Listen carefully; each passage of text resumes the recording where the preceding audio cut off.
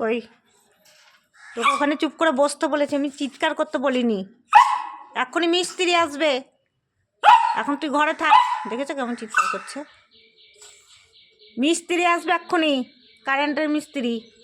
তুই চুপ করে ওখানে বস, কাজ করে চলে যাবে, তারপর তোকে বের করবো। পম পম, আমি ঘুমাতে বলেছি। দেখেছো কেমন? তার আমি লাঠিটা নিয়ে যাচ্ছি, বড় লাঠিটা দেখেছিস?